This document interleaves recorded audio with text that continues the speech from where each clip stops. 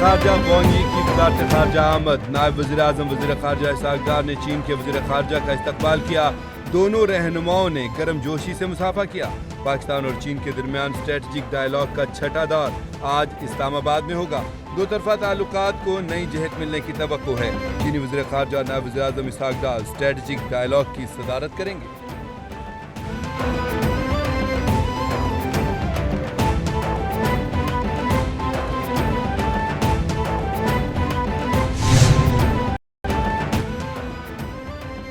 وزیراعظم کا سیلابی صورتحال پر سیاسی قائدین سے رابطہ.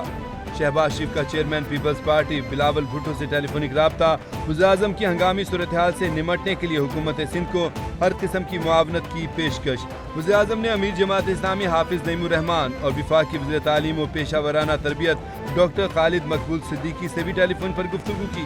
وزیراعظم کی بارشوں اور سیلاب میں الخدمت فاؤنڈیشن کی ریسکیو امدادی کاموں کی تعریف.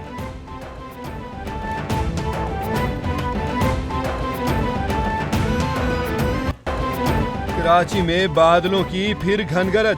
کئی علاقوں میں موسلادھار بارش. سب سے زیادہ اورنگی ٹاؤن میں 113 ملی میٹر بارش ریکارڈ. فیصل بیس میں 92, کماڑی میں 70 اور کرنگی میں 29 ملی میٹر بارش ریکارڈ کی گئی. کراچی والے ہو جائیں ہوشیار, خبردار, ایک اور طاقتور سسٹم برسنے کو تیار. محکمہ موسمیات نے بارش کا سلسلہ مزید 2 روز تک جاری رہنے کی پیشگوئی کر دی. سندھ حکومت کی ہدایت پر کراچی میں آج بھی تعلیمی ادارے بند.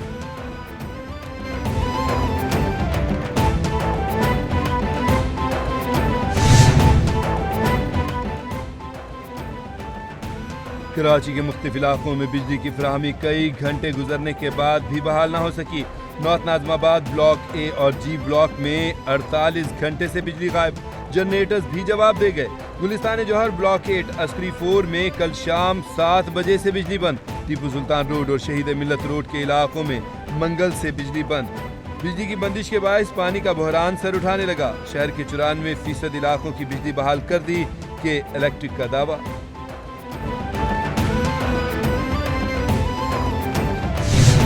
کراچی کی مین شاہراہوں سے پانی نکل گیا ہے، لیکن ابھی ہمیں ایسے علاقوں میں، ایسی سوسائٹیز میں، ایسی بستیوں میں پانی نکالنے کی اشد ضرورت ہے جو نشیبی علاقوں میں واقع ہے، جہاں گھٹنوں گھٹنوں پانی بھرا ہوا ہے.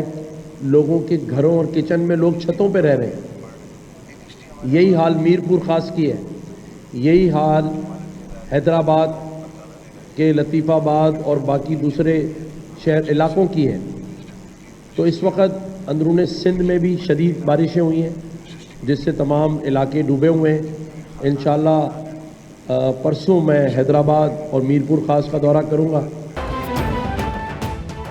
کراچی، حیدرآباد اور میرپور خاص میں بجلی کا نظام درہم برہم. گورنر سندھ کامران ٹیسوری کہتے ہیں متعدد علاقوں میں تاحال بجلی بند ہے کہ الیکٹرک کے ایم ڈی کو طلب کروں گا. گلشن سرجانی میں گھروں کی چھتوں پر خاندانوں کو بیٹھے دیکھا.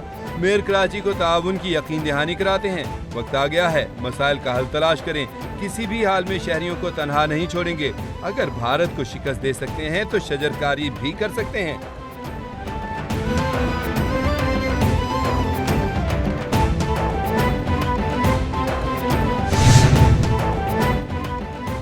اسلام آباد، پنجاب، خیبر پختونخوا، بلوچستان اور کشمیر میں آج گرج چمک کے ساتھ بارش کا امکان. راولپنڈی، مری، لاہور، دیر، سوات، ماسیرا، ایبٹ آباد، سوابی اور لکی مروت میں بھی بادل برسیں گے. جنوبی بلوچستان کے ندی نالوں میں طغیانی کا خطرہ بڑھ گیا.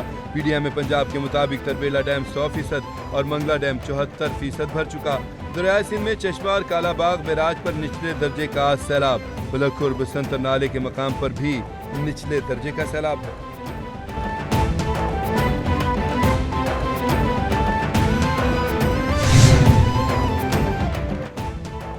بانی پی ٹی آئی کی 9 مئی کے 8 مقدمات میں ضمانت کی درخواستوں پر سماعت. اسپیشل پروسیکیوٹر پنجاب ذوالفقار نقوی نے دلائل دیتے ہوئے کہا مجھے اجازت دی جائے کہ کیس کے میرٹس پر عدالت کی معاونت کروں. چیف جسٹس پاکستان نے ریمارکس دیے کیس کے میرٹس پر کسی کو دلائل کی اجازت نہیں دیں گے. آپ صرف سازش کے متعلق قانونی سوالات کے جواب دیں. کیا ضمانت کیس میں حتمی فائنڈنگ دی جا سکتی ہے؟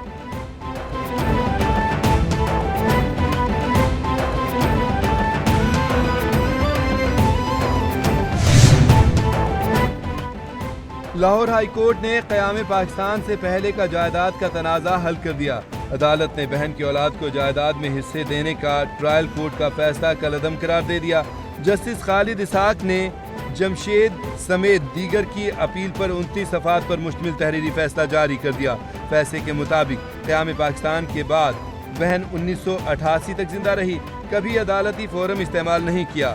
غفورہ بی بی کی اولاد نے اچانک 2009 میں دعویٰ دائر کیا جس کی قانون اجازت نہیں دیتا۔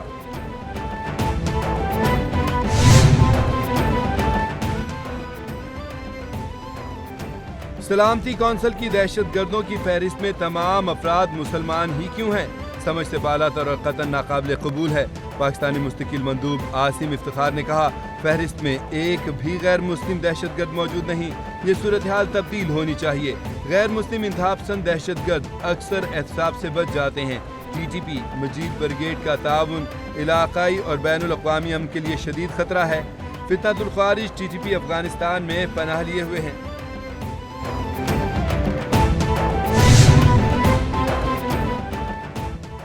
افغان سرزمین پاکستان یا کسی دوسرے ملک کے خلاف استعمال نہیں ہونے دیں گے۔ افغان قائم مقام وزیر خارجہ کے نائب وزیر اعظم اسحاق ڈار کو یقین دہانی۔ کابل میں اسحاق ڈار کے افغان قائم مقام وزیر خارجہ مولوی امیر خان متقی سے ملاقات۔ اسحاق ڈار کہتے ہیں کہ انسداد دہشت گردی میں پیش رفت ابھی مطلوبہ سطح تک نہیں پہنچی۔ افغان میں اضافہ ہوا۔ افغانستان کو ٹی ٹی پی اور بی ایل اے کے خلاف کارروائیاں کرنا ہوں گی۔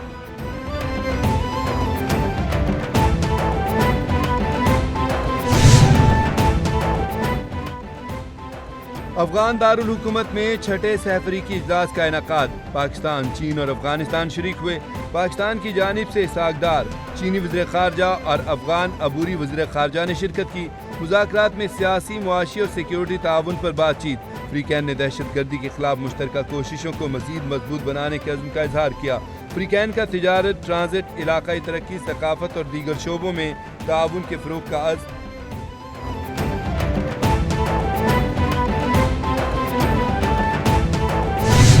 اور مودی سرکار کے متنازع ترمیمی بل پر اپوزیشن کا لوک سبھا میں شدید احتجاج۔ آئینی ترمیم کی آڑ میں بی جے پی نے اپوزیشن کی نااہلی کا شکنجہ تیار کر لیا۔ بھارتی اخبار ٹائمز آف انڈیا کے مطابق بھارتی وزیر داخلہ امت شاہ نے لوک سبھا میں 3 بڑے آئینی و قانونی بل پیش کر دیے۔